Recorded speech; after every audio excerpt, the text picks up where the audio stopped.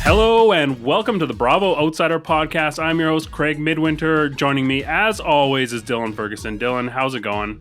Terrible. I'm just really hungover this morning, but happy to be here with you guys. Awesome. Glad to be here. Joining us today is the very funny Peter Oldring. If you are based in Canada, you might know him from CBC's This Is That. He's also got an IMDb longer than Heather Dubrow. Peter Oldring. I'm Peter Oldring. Money can't buy you class. Elegance is learned. Excellent. That was a serve. I felt Yeah. That goes, well, I mean, you know, in honor of Luann Duceps, the Countess. The and Countess herself. Her short-lived but memorable music career. Maybe it's still going. I don't know, but money can't buy you class. Elegance is learned. Do you think, did she ever use that as a tag, or that was just simply... that was her song? I don't think she had that specifically. She definitely had something relating to class as a tagline. Well, of course, because you've got to learn etiquette. Otherwise, I mean, you can have money, which is important too, but you've got to learn the etiquette too. So, do you have much of like a background in reality TV? How much context did you have going into this? I was an early adopter of the Real Housewives movement, and this is no right joke, on. but I go way back. We're talking about, you know, early days Beverly Hills, early days Orange County, nice. early days New York. So I have not seen, I haven't seen one of the Housewives franchises for, oh my God, maybe like 7 or so years. But early on, it was must-see TV. Oh, yeah. And I was going to say one other thing, which is, in fact, I did one project, like a pilot for a kids comedy show for Disney or something.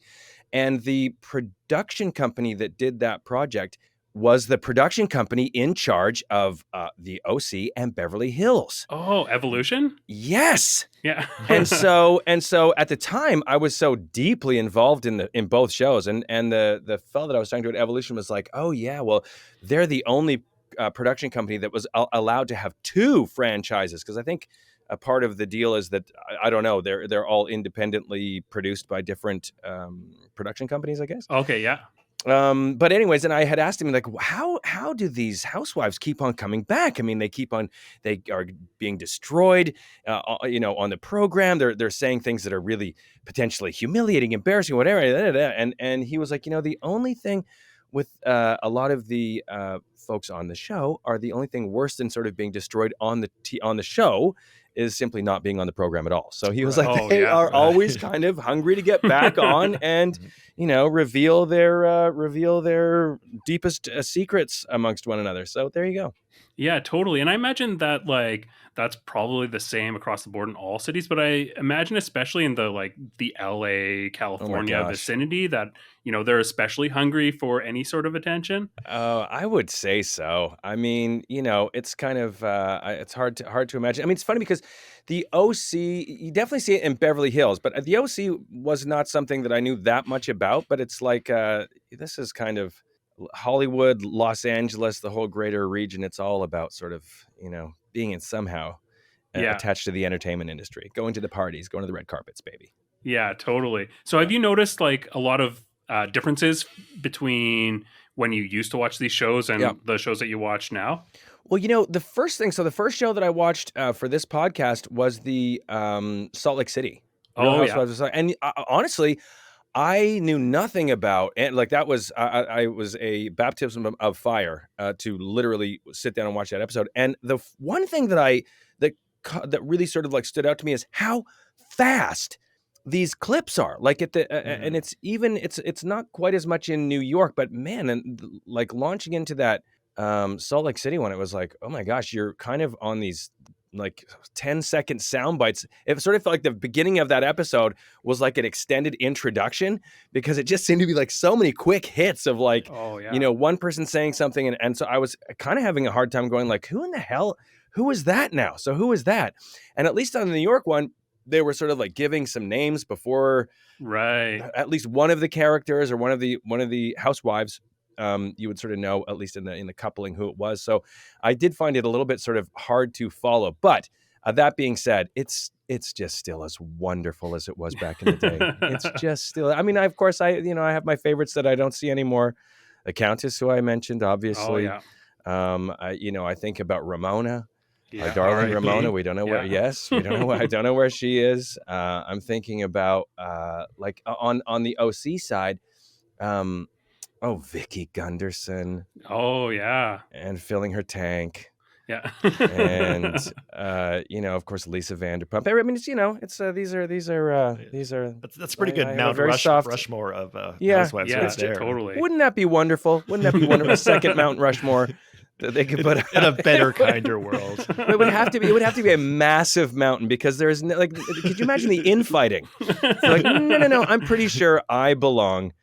Also on that mountain. Yeah. I'm pretty sure to use the entire like Rocky Mountains from across the continent. Would have to be full. It's all of Colorado, a bit of Utah. It's all in there. And even just sort of like them signing off on, I don't know that that's how I look. I'm not sure. Right.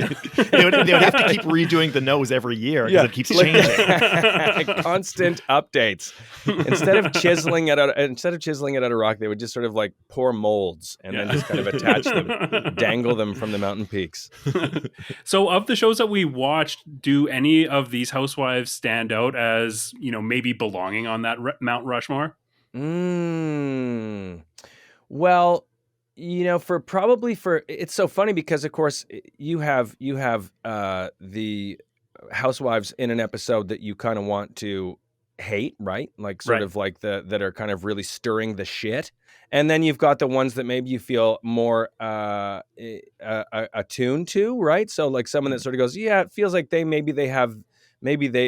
are a bit closer to my own moral compass. And so for both reasons, right? Because you kind of want the person who's like, who is like stirring the shit. And in the New York episode that I watched, which by the way, was that the season finale? Yeah, it was. Yeah. What an honor to have been brought in at the end and know nothing about the season. But then, of course, I've pieced it all together from just watching that episode. I know what happened in the season from just that one episode. Was Jenna. No. Yeah, Jenna, Jenna, I kind of felt was like, at least in this episode, I sort of felt she was maybe closer to like my own moral compass take on it. Like, oh yeah, she's being a bit nuts, you're being this way. Like she sort of felt maybe just in this episode closer to like the more grounded quality. And then Brynn, whose birthday it was, who seemed to take the entire episode basically stirring the shit. Yeah. And then even as her birthday gift was to like go around, let's have a little, a circle where we just like throw shit at each other. That's my birthday gift. I was like, yeah, for that alone. And like her just sort of like then saying all she wants to do is hang out with the husbands. And I think one of the other housewives was like, yeah, Brynn's birthday wish would be to just be beaten by 1,000 dicks or something like this. I was like, yeah, that's kind of that's verges on maybe belonging up on the Rushmore mantle. And then also I think it was Sai, who was also, it seemed like Sai was she seemed to have like the shortest fuse and ready to kind of explode at any moment. Like, and I would say like, because her and Jessel were kind of having a bit of a back and forth, but Jessel sort of still maintained this thing of like, I don't shout now. And whereas Sai just sort of felt like, she does not hold back. And then I even think at some point in the episode, she was like saying, you're both my friends. So I'm just gonna like, she said something out of both sides of her mouth about like, I fucking hate you and you're stupid as shit and you're both my friends. So I can say that. Yeah. It's like, oh, okay. A nice friendship.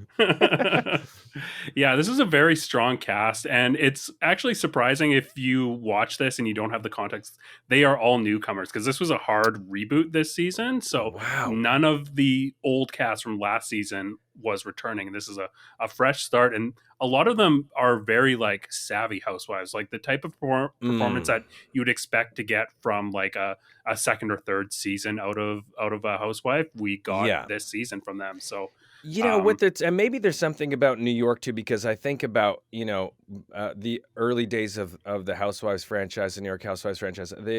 that there is just something about New Yorkers, maybe in general, not to sort of like paint everyone with the same brush, but there is something about sort of, whether you'd call it wearing your heart on your sleeve or not afraid of just kind of like cutting through the shit and giving your earnest take on something. Maybe that's a bit of a stereotypical sort of New York attitude, but they all kind of have that savvy, there's almost a harder edge, and maybe it's like, you know, living in the Big Apple or whatever it is, but it's like they all kind of have that articulate sort of savvy edge about them that is a bit more in your face, I think, than in a lot of other Housewives franchise. So maybe even just sort of that general energy, even though they haven't been in, you know, this is their first season together. It's just sort of generally having that energy as a person. You're just kind of like, I'm from New York and I just let it all hang out, and there it is. This is how it is. This is my take.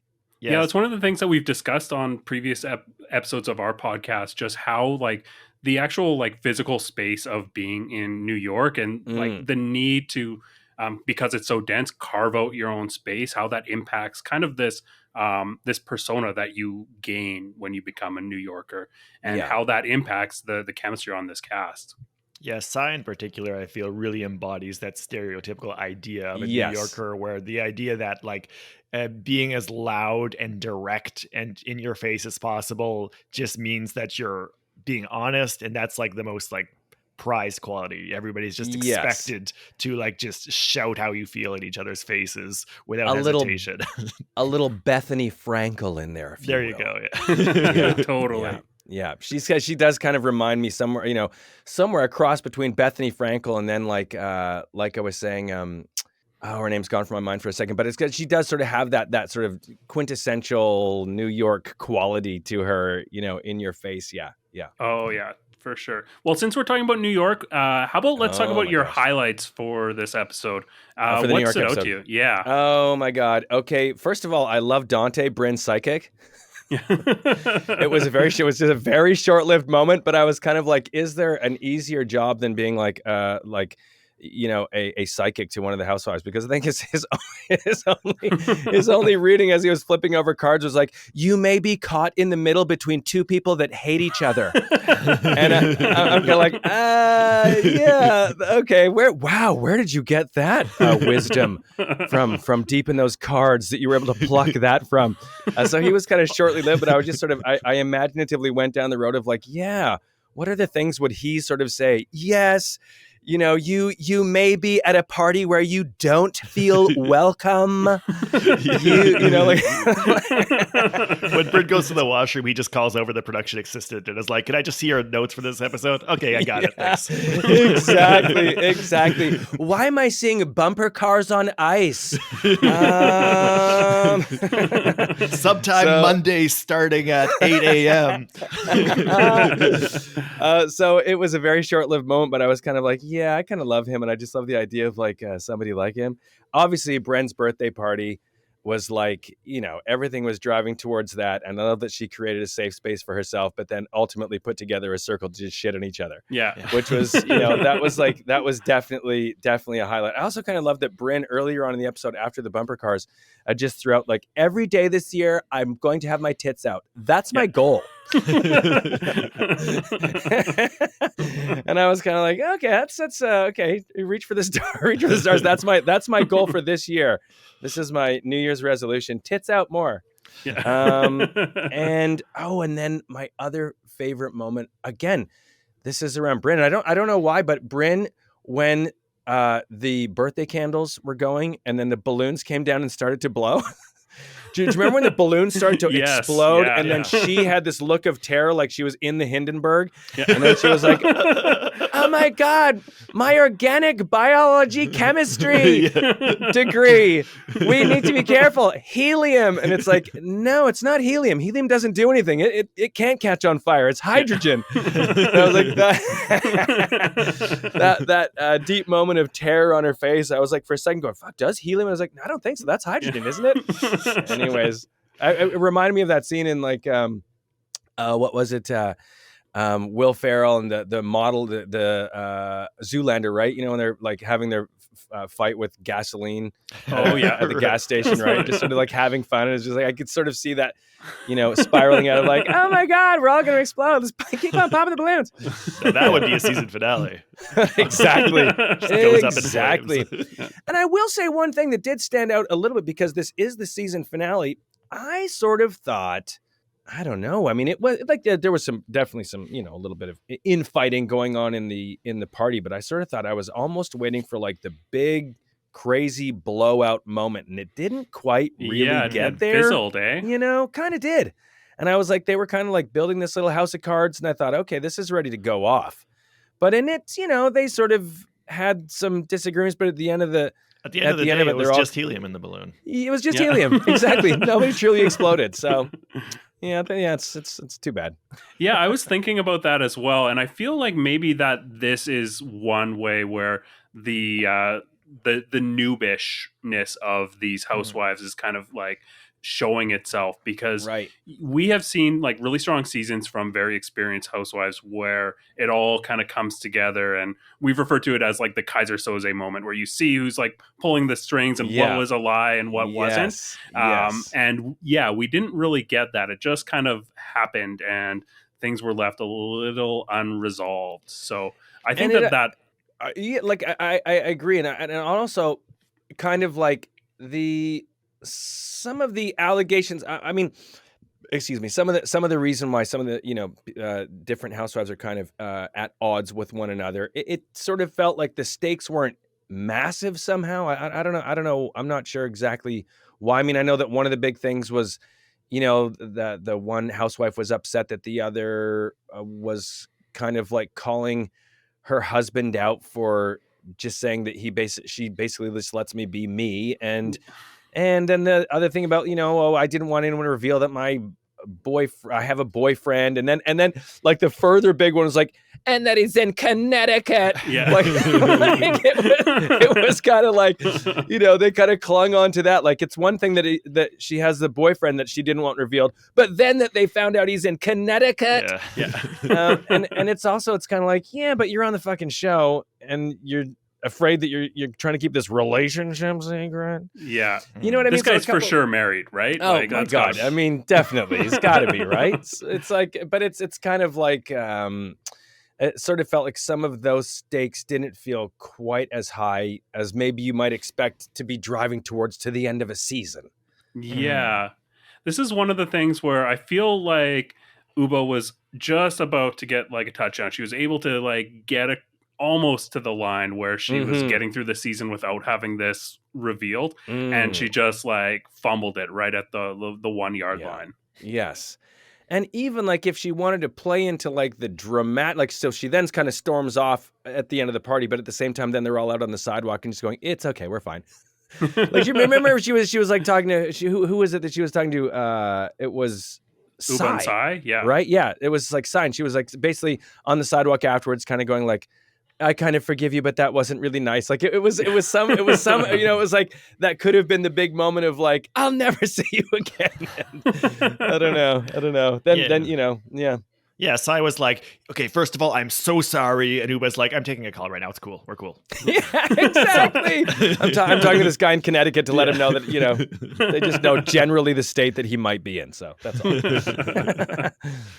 One thing that I really liked about this episode was the fact that we got like a little bit of the meta exposed of the housewife game. That's something that I'm always looking for. And the fact that like the camera was a character in this episode, where it was like, oh yeah, you said that in front of the camera. It's important that what was said in front of the camera versus, you know, just plain talking behind the back. I really like seeing that part of the game exposed, because that kind of calls back to what we saw in Salt Lake City, not this past episode, but the episode prior, where Whitney was really working hard to draw some information out in front of the camera from Monica in order to like set the wheels in motion. So seeing that they are aware of that really gives me a lot of hope for next season in terms of how they build upon this and, you know, play the game with a little bit more experience.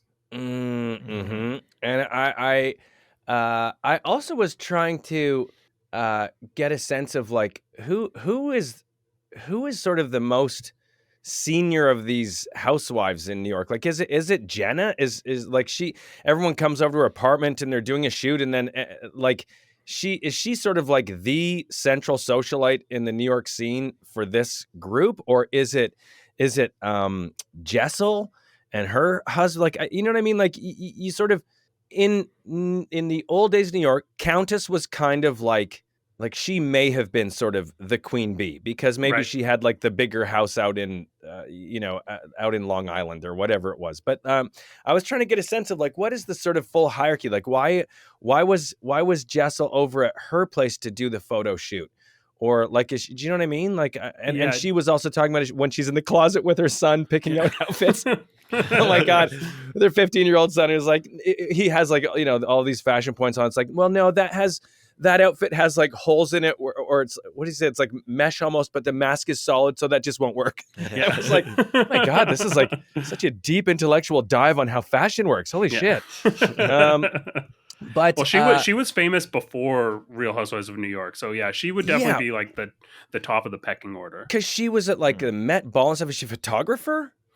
She was like the main designer. Yeah, the main person at J. Crew. Like she was the head of the brand. Okay, gotcha. Okay, and she doesn't have a partner in this, does she? Like she doesn't she was dating someone and we never got to meet her, and then she alluded to the fact that her partner, or was dating like someone new. Okay. I don't know if that was the girl that she brought to the party or not. But yeah. Oh, yeah, right. I wrote that down. I think hold on. I wrote down her name because I was like, hold on, where is it here? It's not Sarah, is it? Hold on. I wrote down the name of like the girl that she brought. But where does it say? I don't know. Oh, no, I don't know. But the reason is because the partner that she brought to the event kind of like had a doily for a mask, but no eye holes. like there was no real eye holes. It literally could have just been like a doily that was kind of, that was like, it's all basically eye holes, so it doesn't matter. But and the other thing that I love too is that the mask stayed on for all of about 7 seconds. You've got to wear it in the door, but then I really do want my face seen. Okay. Yeah. I enjoyed the McDonald's like Hamburglar comparison. Oh my God. I thought that was really good. Looked like she looked like teenage ninja mutants, or like just that sort of like skull cap straight. Of all of this sort of sexy masks that someone might choose, it just looked like the strangest skull cap, duck bill. Yeah, Zorro. Yes. Oh my God, partial helmet was very strange. Dylan, how about you? What were your highlights from this episode? Seriously considering getting a tattoo that reads, "If you mention Connecticut, I'm going to circumcise you." That's one of my favorite lines from the show. And Ubah comes through again with another all-timer. Next season tagline, maybe. I kind of agree that with your assessment that it felt like the drama was kind of building but didn't really blow up, and I feel like that kind of applies to the whole season in a lot of ways. Like I do think it is a good cast, like you said, Craig. We've met some interesting characters.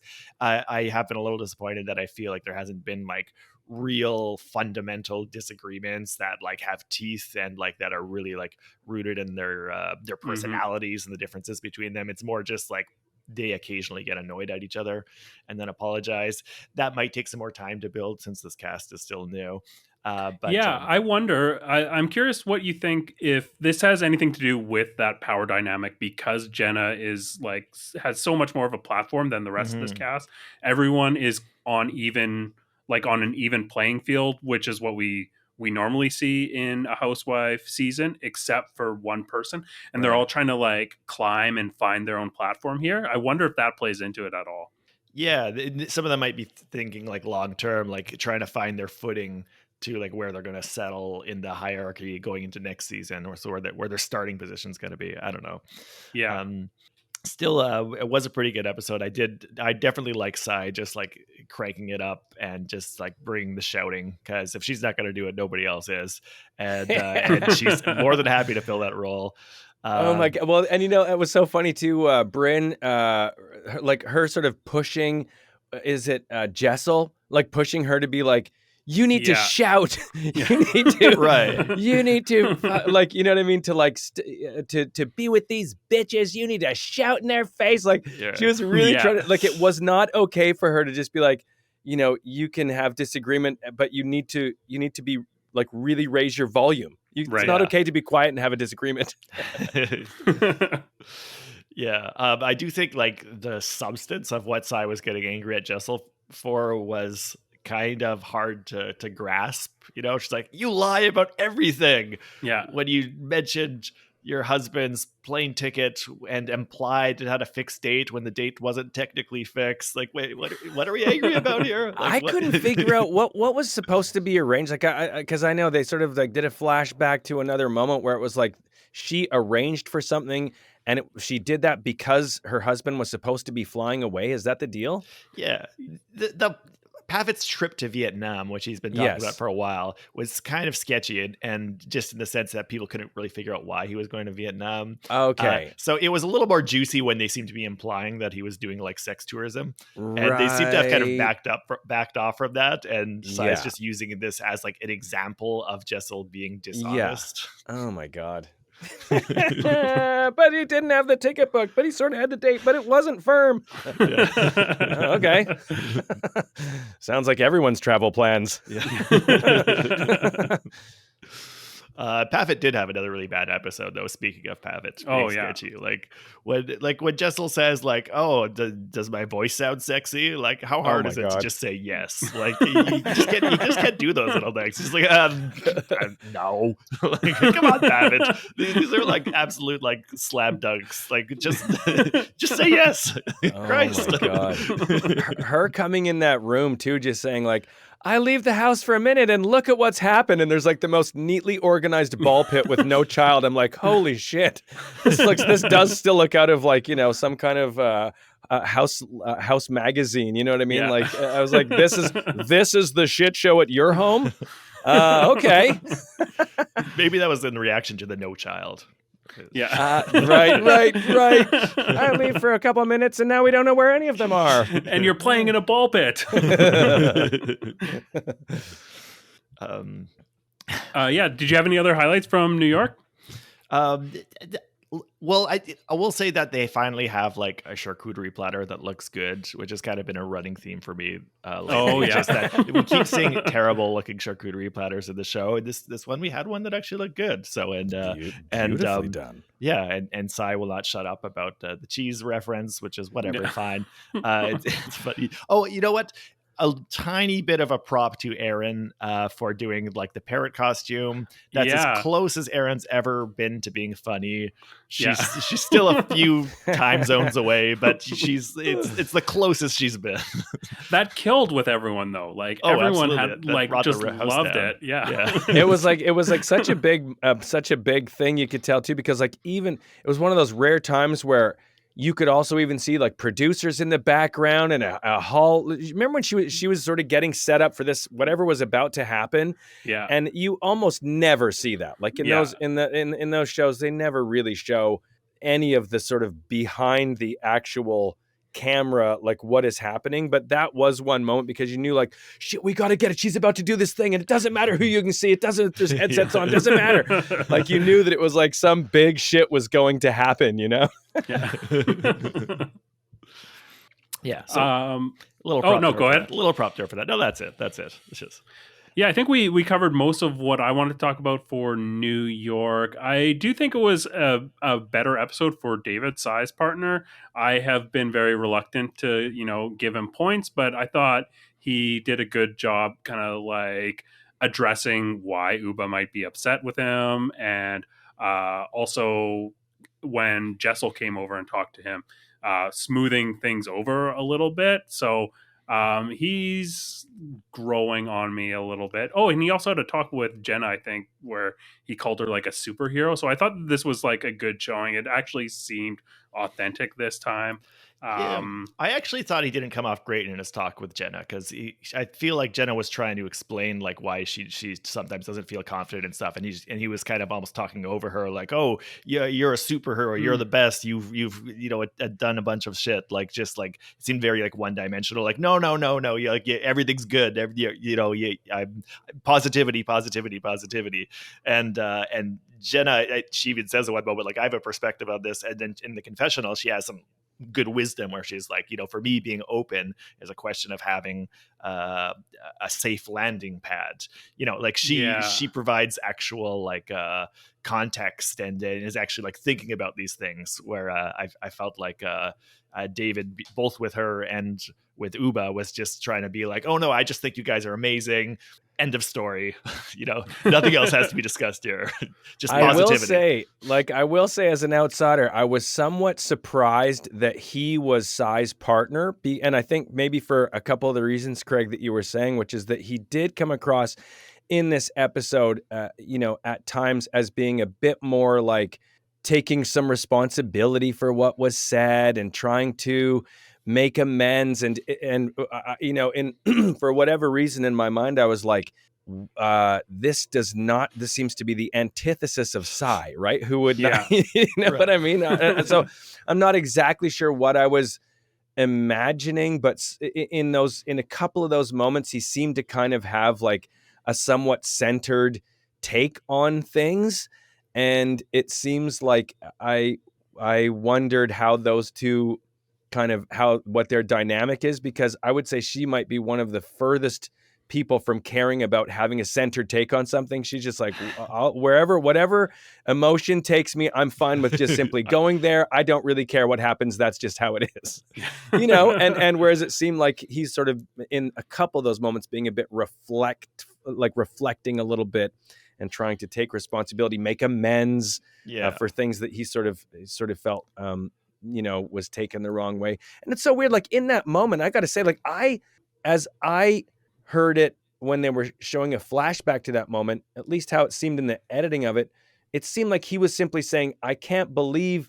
you wouldn't have a partner because you have all these amazing qualities. And I don't know. It didn't strike me at that moment as being this thing about saying like, you need to have a man or a partner in your life. I was just thinking more like, oh, it just seemed like him questioning, you have so much going for you. I'm surprised that there isn't a relationship as for you right now as well, because, there's many qualities about you that are really would draw somebody in to want to, share their time with. So I don't know, for whatever reason, it didn't strike me that way, but it clearly did strike her that way, because she kind of heard him out and was also like, thank you for apologizing. And that's not really what you would say. So yeah. And I think that like, it was a good apology in that he, he didn't try to over explain, what he was intending. He was just like, oh, this like offended you. I understand. Like, and I was wrong here. And just overall, I felt like he came across like fairly measured, which I guess is what I would expect from someone who is married to someone with a temperament like Sai, having the need to like constantly be like negotiating and like taking a cautious approach. Yes. Let me try to diffuse the situation by stepping forward and saying, I'm sorry for my part in this. He would probably be the first person to offer that before she would. Any last thoughts on New York from either of you guys? Well, because it was the season finale, and I was very interested in both of your takes on sort of the final thought or two that were up on the screen, with each character, because it was so out of context for me that half of it I didn't know exactly what they were referencing, because it was clearly like things along the season that had happened that they were referencing, like, so-and-so will be traveling, and no, it won't be economy. And, you're sort of like, that must have been somebody, there was an issue. Right. So I was just kind of curious, from your perspectives, from following along all season, if it left your appetite for what will happen next season, or did everybody get their just desserts, or was there sort of did that button up an interesting arc season long? You know what I mean? Yeah, I don't think that there was anything that was really tied up. It felt like a lot of kind of inside-y jokes almost. It was just references to the past season, which, it was fine. I wasn't left like wanting more from this episode. I wasn't like looking really for much to get tied up. It felt like a little bit of a condensed season, or an abbreviated season, actually. Like, I felt like there could be maybe more episodes that just kind of got cut off, but yeah, I wasn't really left wanting much more, and I don't really have much of an opinion either way on how they kind of did their like ending slides. Cool. Let's dive into Real Housewives of Salt Lake City. What were your thoughts on this, Peter? Gosh, I mean, first of all, I found it more. Let me just say, there was a bit more of a comedic angle in my mind, or some little cherries in there that I was just like, this is outrageously hilarious from my perspective. You know what I'm saying? Yeah. But so, and I'll throw in a couple of those this week as we move forward. But we're starting on in the absolute thick of a major revelation or accusation. I was just like, oh my God, we're starting with like someone accusing someone's husband of fucking other men. And I was just like, we are coming in hot. Yeah. Like that was like, holy shit. That's kind of like a level 11 start. Yeah. And so, with no context of like who we're talking about, what the history of any of these relationships was, I was just like, wow, okay, here we go. I will say that I absolutely loved starting off in this ski lodge, if that's where we were, with people wearing the most unfathomable outfits in a ski lodge, like nothing you would ever see on a ski hill. Like could be no possibility anyone was planning on going out and doing anything. I mean, who was it? One of them was in a cape, like a white cape, kind of knit cape outfit. And Heather was in that fucking gold bomber that was like, it looked like she could have been in a Macy's parade. Yeah. Like it was just this giant golden orb that I was like, if you ever fell on a ski hill in that thing, you'd be at the bottom of Salt Lake, like the bottom. So I was immediately swept into like this insane accusation, and then this fabulous party, and there was somebody who was only there that I don't know who they were, who I really fell in love with for a very short period of time, who just simply said, I can't believe I wasted an outfit on this party, and where's the food, and why won't you put the pizza in the box? It's just bad service. Yeah. It's just like, who was that? I couldn't find her anywhere else, but I was like, hilarious. She was just like so bummed that the food was a shit show, and she wasted a TV-ready outfit on this. Yeah, that's Mary Cosby, and she is an icon. She was a previous housewife on Salt Lake City, and now she's back in like a friend of capacity, and just does not give a shit. Yeah, she's back just to show up at every party and just be really antisocial, and it's so amazing. It's just every party, no matter what else is happening, there'll be a couple cuts to Mary just being completely done with everybody and not wanting to be anybody's friend. It's so funny. Fuck, it was so funny. And I know early on in there too, there was one thing that I thought was hilarious. I don't even remember who it was that was talking about it. It was like two people. It must have been in regards to the accusation towards the husband, but somebody had said to somebody else, like, come over here, I want to talk to you privately. And you're in this giant ski lodge. They just basically go over to like another busy area of the lodge for their private conversation. And the very second that they sit down and the cameras are with them, there's like two other people already hovering. Like there's like it's like the possibility of a private conversation is like, it's not possible. And then secondly, saying it, they know that's not going to be possible. It's just like, I like to say this because it sounds dramatic, but let's go over here where there's still lots of people because we're going to talk. I was like, yeah, okay. What were your what other highlights did you have from this episode? So then we jump to who was the husband that had this accusation? So that's Angie's husband. Angie Sean. and what's Angie? That's right, Angie and Sean. Yeah. I mean, highlights for me were just the animals at Angie and Sean's place. So there is that standard poodle that's been it's anything but standard. Yeah, it's anything but standard that has been paw dipped and head dipped in pink. Yeah. Just kind of forlornly looking for outside. You feel this dog has never stepped outside. There could be no way that dog. There's no possibility. There's probably an indoor room that they've made look outdoors so that the dog has some outside. But it was like seeing that dog, but then also paired with the family portrait that's in the bedroom with Sean and the mini horse. Oh, amazing. And then the kids, like that one, is it one or two kids and her, maybe just one? I think it's just in that picture. The daughter Electra. Yeah. I think so, Right. And so, but it was the thinking around, like, you know, first of all, a staged family portrait is something to begin with, but just somewhere along the lines where the conversation of a mini horse comes in and it's like, it should be with a mini horse. Dad should have the mini horse. Not like the 4-year-old, like just sort of proudly walking a mini horse up the path from them.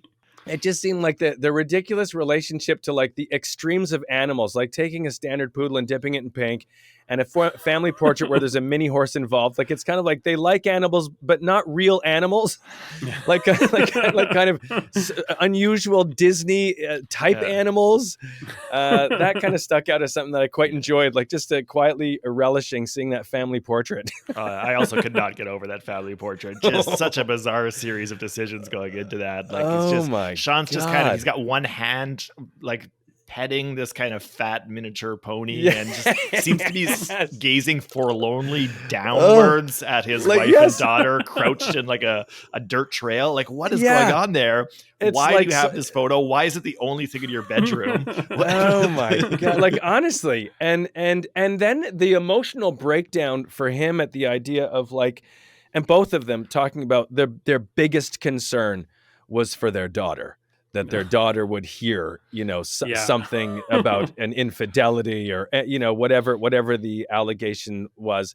And I'm just like, I don't fucking believe you for a second. If you're on this show and you're having this moment of like, but, you know, the foremost of our mind is protecting our child from, you know, these things that may be alleged about us in our relationship. And I'm like, you're on the show, dude. I mean, I get it. Like kids are off game, but it's like, it's a little too late to think about, but what if they heard, you know, what if they heard something, you know, about our past, and it's kind of like that ship sailed, pal. And you'd have to know going into this that like these rumors are out there. Like, it's you know, it's Utah. Like they say, you're a hairdresser. You've got this poodle that you're walking down the street. Like, you went to like 17 photographers until you found one with a mini horse. Like Heather says, it's Utah. As soon as somebody's wearing a cardigan, they're gay. Cardigan and what was it? Tapered pants. You know, I loved Heather's assessment, honestly. Like the one thing that is very interesting in this particular franchise, which I knew nothing about. I mean, I still, other than this episode, I don't know anything about. Yeah. But it is very interesting. The just kind of the overriding element of the Mormon Church and religion and sort of some of these, you know, when I think about some of the restrictions that are kind of within the Mormon Church and having that against the backdrops of a Real Housewives franchise where, you know, someone's on there saying, well, if you have Diet Coke, you can't step into the church. Right. And I'm kind of like, you know, Diet Coke on the spectrum of like, things you could do wrong in a Real Housewives franchise is just like fucking off the scale. You know what I mean? It's kind of like, it's closer to, you know, when I think somewhere in there they said something about like giving blowjobs for jazz tickets or something. And you're like, and it's you know, and the one end of the spectrum on this thing is, well, you can't step into a church if you have Diet Coke. Yeah. So it's like if you're giving blowjob for jazz tickets, what does that mean? How many miles away do you have to be from the church? So it's just like an interesting element that sort of, it actually is a very interesting conversation piece for, in a larger way, just kind of about that being the background and connection for a lot of different housewives and their families in this franchise. It's just, I found that quite interesting. It gives it a different, interesting depth than you might find in a couple of the other housewife franchises, I suppose. Totally. Absolutely. Yeah. And I feel like we got a lot more of that this episode than we do typically. Like, it's always kind of sprinkled in a little bit of an overtone, but I thought that we got a really interesting contrast between Monica's relationship with like her mother and the church, and Lisa and her son's relationship with the church. Yes. It was like kind of polar opposites in terms of how they navigated that situation. Both because, you know, the nature of the relationship. Monica's the child in that case, and Lisa's the parent. But Lisa, the way that Lisa kind of the way that she is Mormon is she kind of like picks and chooses the pieces that like work for her, and I mean that seems like a very like healthy way, honestly, to practice a religion. Whereas, you know, Monica's mom and well, Heather as well, like they have a very kind of black and white view of the faith. So I really thought that this was a interesting dimension to this episode. Yeah, for certain. And I also, you know, shout out to, what was it? Hold on, what's the grandmother's name? Nana? Yeah, shout out to Nana. That was one of my other highlights in this episode, was just all of a sudden being in the car with Nana and Monica and her mom, and just like the introduction to Nana, she looked so like stone-faced and cold and almost dead. Like, oh, Nana, she's just so quiet until we get her in the senior center, until we get her fish sandwich. And like looking at Nana's expression was just like, she fucking has zero energy or interest for being there. And even when she got into the senior center, it was like, look, everybody, Nana's here. And everyone's just like, oh, okay, sit her down. And it was just like, it's like, oh my God, Nana. I think Nana's the one person that Mary would get along with. And then the senior center was crazy. Like, this was a wild scene. I love that it opened up with like a montage of like cards and word searches, and then I was trying to piece together what game they were playing. This dealer idea. It was yelling like, cards randomly, like throwing shit in baskets, and you know, it was kind of like, you know, 10 years ago maybe that was whist, and then this is just what it's turned into. If you can get it in a basket, that gives you 2 aces, but only if you've got a queen of hearts. Everyone's cards like face up on the table, but like organized into rows, and then the dealer's like 7 of hearts. Nope. The last person who remembered the rules just lost their memory last week, and now everybody's just playing along, assuming the other people know how the game works. That dealer was heavily favored, got a lot of nice airtime right there. They kept on going back to her. She was calling out random cards. It's like, oh yeah, okay. But yeah, and then you know, Nana scolding them at the end, just saying like, no dirty in here. Yeah.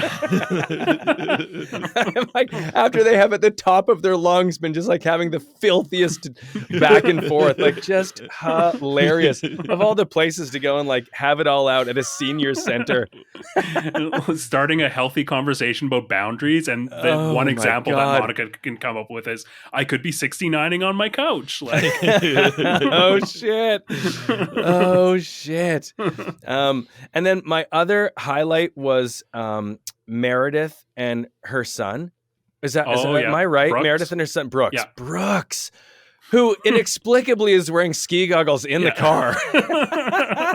And I was like, this, you know, this, first of all, there's too many things in that little moment that I luxuriated in. Like, first of all, this, you know, this kind of flashback to this crazy car accident. And they've found some archival pieces of, like, you know, they sort of go down this incredibly dramatic reenactment that they've built from nothing, like from found footage of something else. And because the only footage that they have is basically this giant Suburban that's gone about 1.5 feet into some snow. Like it's I mean, look, maybe the other side was a cliff.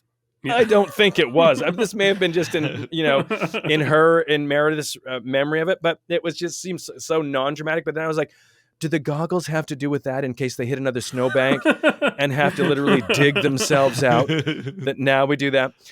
So I love the goggles. And then Fred also his just fucking attitude of like, I could give two fucks. Yeah. But them then going snowshoeing, wrestling with trying to figure out how a snowshoe goes on. There's not too many ways. Yeah. And then the snowshoeing was just happening in what seemed to be like the back lot of like a Target parking lot. and just the final image of like Brooks just bouncing, like bounding through the parking lot with snowshoes on. It just seemed like of all of the places in Utah, in Park City or any, where Salt Lake, wherever they could go, which would be just kind of like the most idyllic winter wonderland setting. They're in some salted parking lot where there's power lines and like, it just seemed absolutely ludicrous. Dylan, what were your highlights? I mean, I basically just want to return on a lot of things that Peter brought up, because there's so many great points there. Like the aesthetics of the fight in the party at the start, like you mentioned, was so amazing that just underlines how fun the fight is when you've got one of them dressed like an evil wizard in Lord of the Rings with like a white cape, and then versus Angie with her like Greek meander patterned like bodysuit, like she's in like some 90s techno video. Oh my God. Just so good. I do love the use of religion in this episode too. Like you mentioned, always a great part of Salt Lake City. It's one of the things that makes the show a lot richer. As you mentioned, that's one of the things that makes it so interesting to me, is that all these Housewives shows are often about like different people having their own conflicting moral frameworks that they're bringing into every situation. But when you've got all these people that are part of a religion or in some ways reacting to a religion or trying to leave a religion, you have this overriding moral framework, which is also this kind of weird baseline that everybody's kind of reacting against or towards in different ways. Very interesting stuff. I really like near the end when Heather and Whitney get into it, kind of about that too, how Heather doesn't really want to congratulate Lisa's son for doing a mission because she's like, the church is bad and you agree with me, Whitney, and like you agree with that the church is like homophobic and like anti-woman in a lot of ways and stuff, but you think it's cool to just be like, oh, good on your son for like going knocking on doors and asking people to join the church and stuff. I thought it made Heather look like a lot more principled, which was interesting, and I do think that that Heather came off good in that sense. And also earlier on in the party when everybody's like, I've never heard those rumors. Where did those rumors come from? And Heather's like, everybody's heard the rumors. Come on. Yeah. And Whitney is just trying to like hide her hand and being the person who was like, Monica, you've got to go tell her. You've got to be the one to go bring it up. Do it, Monica, do it. Just go to get on. And afterwards being like, oh, where did these rumors come from? Where did this come from?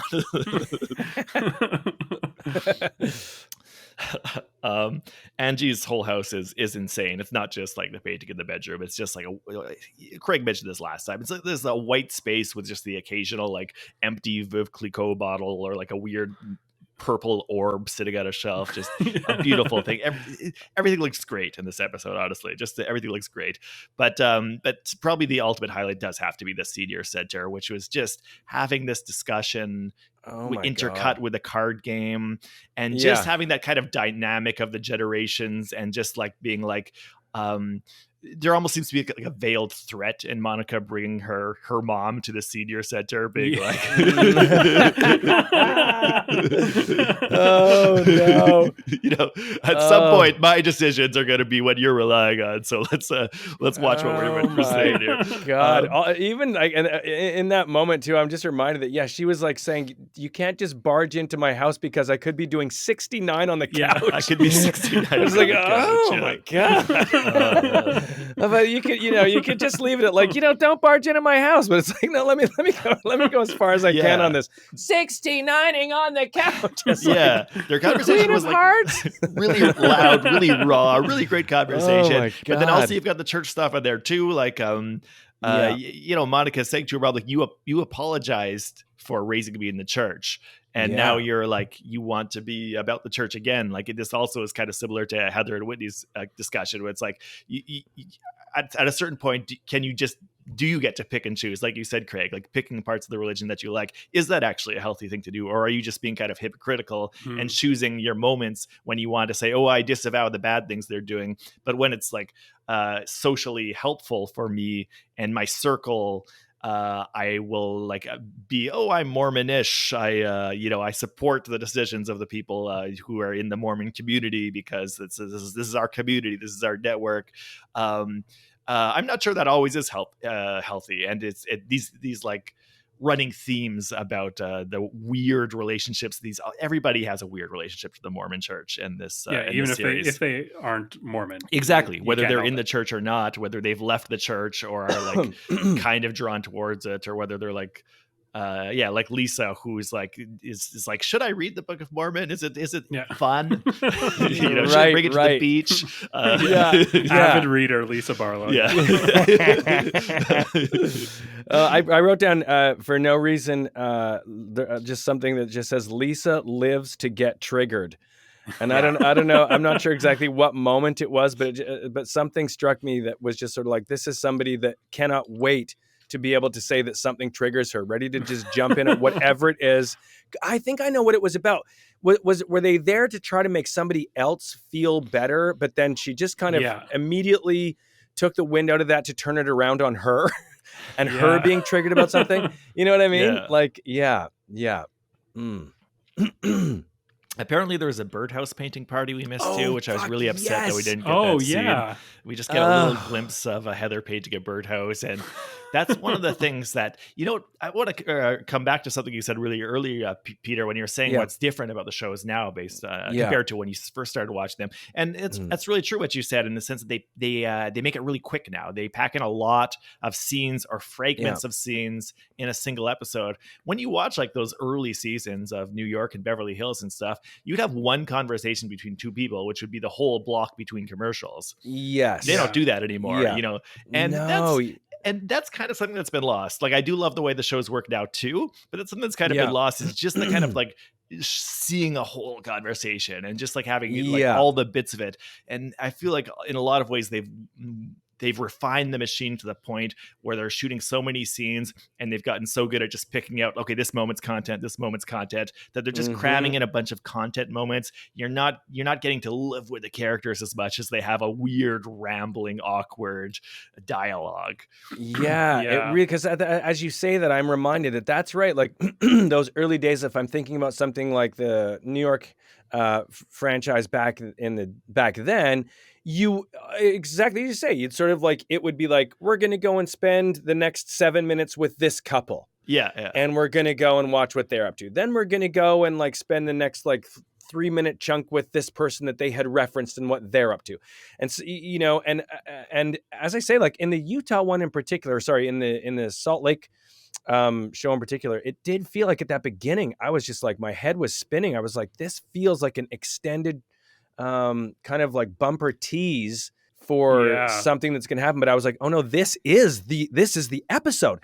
And so as somebody that didn't really know the people or didn't know anything, it was kind of a bit boggling. I thought, well, I guess if you know everybody, it just takes a sentence or two, and that's all you really need to hear. But I agree with you that sometimes it was kind of, I enjoy sometimes sitting into a longer conversation and finding the dynamics between people. That might just take a little bit more production time, quite honestly. Like, it almost just feels like to do that means you've got to shoot so many long, crazy, like just so many long scenes. And maybe at this point, it's just kind of like, no, we'll go and get our whatever days, just chop it up a lot. We'll get some, soundbite here, soundbite there. It works perfect. Let the editors who knows? Yeah. But it was a great episode on the whole. I just found it really, really fascinating. And and still love Monica too, because just her outsider status is just so key to the dynamic for this season to me. Yeah, it really brings a lot. And also her mom and her both seem to be dealing with being on television in different ways. Like, I got the sense that Monica's mom was kind of bringing up this, like, not like newfound Mormonism, but like just being like, oh, I'm, following these pieces of the doctrine. And she's really trying to like present herself in a certain way for the cameras. And I wonder if that has something to do with how the show is received within the community. I'm not entirely sure, but it's a big like contrast to Monica, who seems to be like very she comes across very honest and very open about how she's feeling and what her motivations are, and it doesn't seem as like produced as any of the other housewives that are on this show. The other thing that's funny about their relationship, their dynamic on screen to me, is that Monica's mom really does seem to be like, oh, I'm having a good time. This is like, you know, we're joking around. I'm on camera. This is fun. And Monica's like, I'm trying to get you to talk about my childhood trauma. Yeah. Yes. A couple other things that I'll throw out there that I was reminded of too was there was the mother and son pedicure scene. Yeah, I love how both Lisa and Meredith have these like blasé twink sons. Yeah. That's so cool. I mean, I was just like, and there was sort of talking kind of about like the hardships or how challenging it will be to be on this mission, right? Yeah. As they're in what seems to be like the most luxurious looking leather hand-tuned seats, getting their pedicures done, and she was kind of fishing for like, you know what, I'm a good mom because look at what I've pushed you to do, to go and do your mission, to which he immediately shuts down saying like, no, going on the mission was totally my own decision. It was just kind of like, you could see her and you're like, you knew that stung a bit because she's kind of looking for some of that validation, right? And he wasn't going to give her any of that. No. The scene literally ends with the exchange, I love you so much. Yep. His response is yep. Oh no. Oh. There was that, and then the other one that sort of I was reminded of was was it Monica, because she a single mom maybe and has 4 kids? Yeah, 4 kids. Oh my Lord. And so anyways, when they I was kind of boggled at that to begin with, going like, holy shit, she's juggling a ton. Yeah. But the conversation in the minivan as it was like getting all the kids ready to school, and it was like a teachable moment about boners. She was worried that what was the word that she was worried that they were referring to, like bitches maybe, and but then it was bitches, boners. Yeah. It was just like out of the mouths of babes. It was a wonderful teachable moment about boners. Yeah. I like that Monica's like was saying in that scene, or a confessional attached to the scene, that she wishes that she could just have 5 extra hours of sleep. Not like a single, but 5 extra hours of sleep. Oh my God. An extra 5, which would probably triple the amount of sleep she has. Yeah. Oh my God. Any other final thoughts on Salt Lake City? I wrote down Greek Easter teas, and I don't know why. Did they was at the end of it? Was there like some crazy looking Easter party that they were teasing towards? Is that what it was? Angie's Greek, by the way. Yes. You might not have known. Right. Yes. I think it was I think it was right off the bat. She was IDing that right away. Yeah. Actually, she really was, right? Because she was talking about being raised Orthodox Greek or something like this. In any case, this Greek Easter tease, I don't know why I wrote it down. Did it look like it was just going to be an outlandish party? It must have been that I was like, oh shit, I want to see what in the world is going to happen at this Easter party. Yeah, I have no idea what this is about. I'm looking forward to it as well. Angie's a new housewife, and she's on the scene she made an appearance in the last season, but we're getting a lot more out of her now. One of the most notable things being that she's Greek. Yes, right. I feel like she brings a lot of drama. We saw that definitely at the start of this episode. Yeah, I love how much she defends herself. I love how hard she goes into her fights with Meredith. She goes full throttle. I respect that. Oh, yeah. And what is going to be like? How is the rest of the season going to play out for Sean? And I mean, with this, like, I mean, that's such a huge accusation. That's really going to damage his hairdressing business. I mean, either that or it's going to like take it to the next level. You can't tell. Probably you can't tell. More so that. The wealthiest hairdresser in all of Utah. But it's like that was such a giant, like such a bomb to be dropping. Yes. Oh my God. It's kind of a big, like, piece of information to be lobbed at you in your first season as a housewife. We don't see it's episode 4.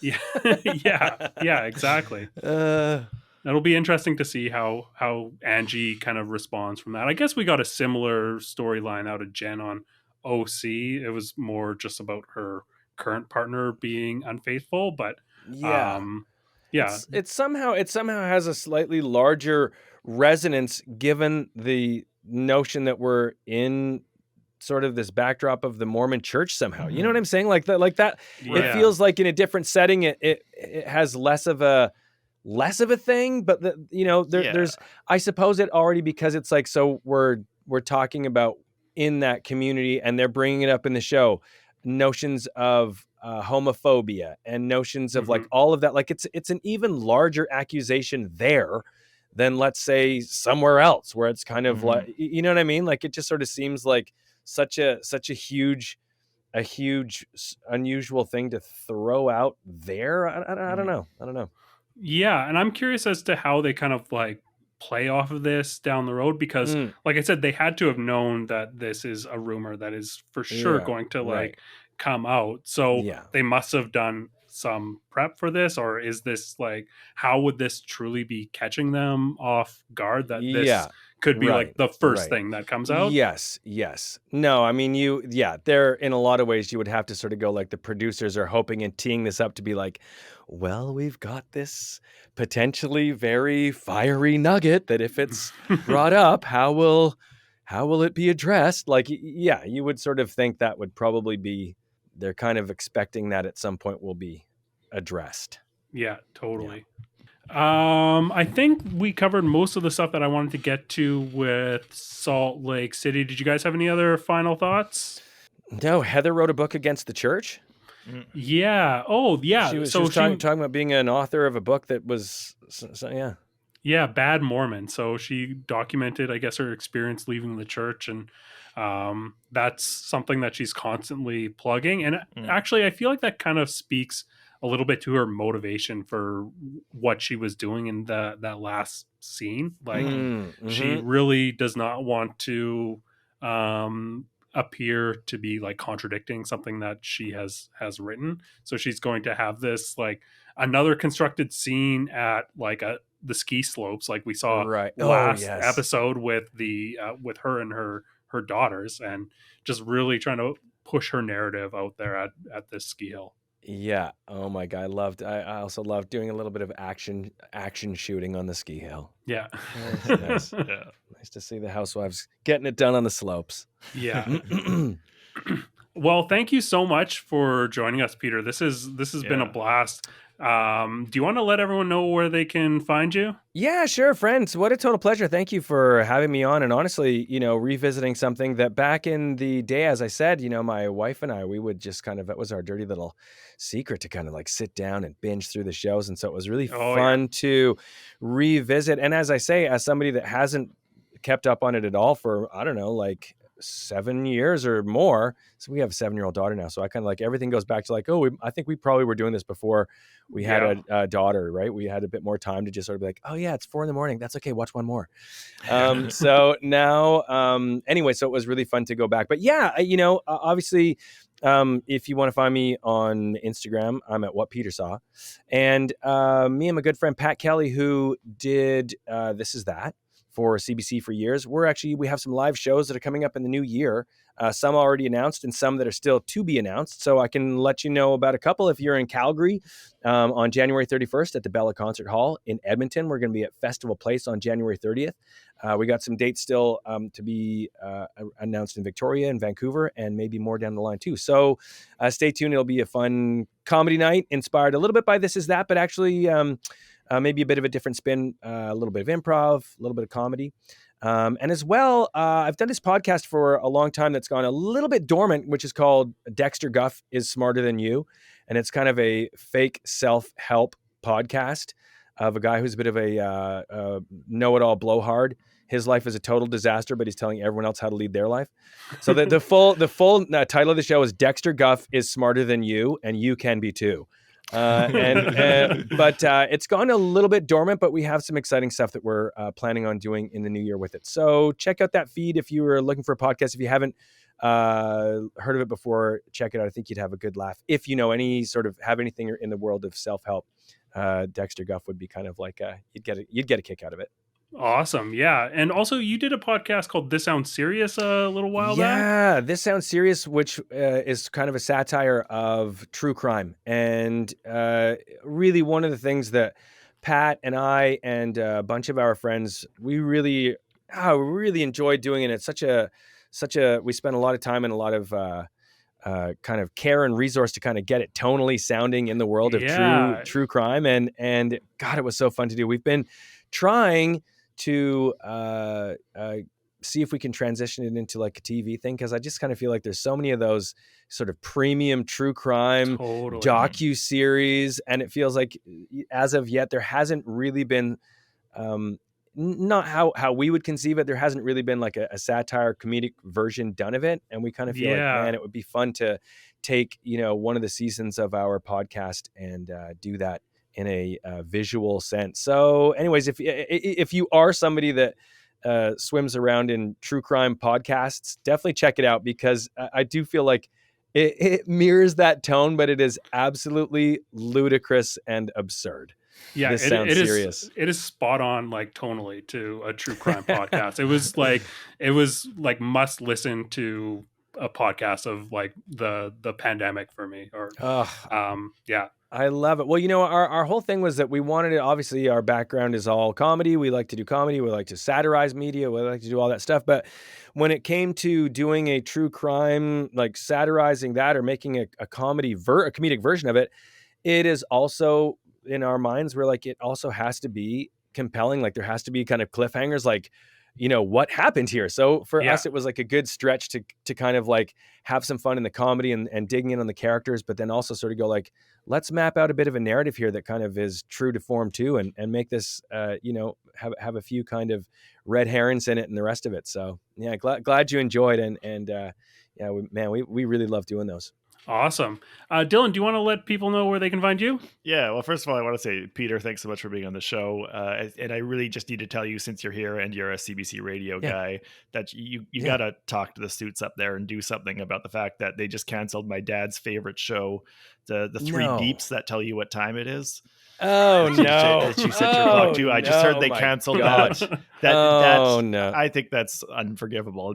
I don't think anything in the world gave my dad more pleasure than setting his car radio clock to those three beeps, making sure everybody in the back seat is being very quiet so you can do it just right. So I think specifically go out to the car on the hour, every hour, to just double check how close am I to those beeps now.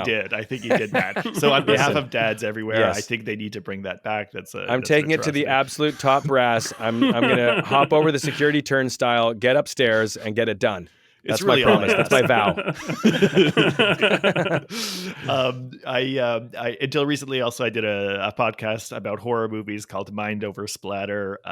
Since it's October, we've got Halloween coming up. If anybody's looking to get some maybe horror movie recommendations or just hear some guys chat about horror movies and like the culture and history behind them, look up Mind Over Splatter. Wonderful. Awesome. Well, that's been Bravo Outsider for this week. You can find us online at Bravo Outsider on most social media platforms. We're on YouTube. Like and subscribe. Leave us a review, comment. It helps us out a ton. Until next week, keep on wifing.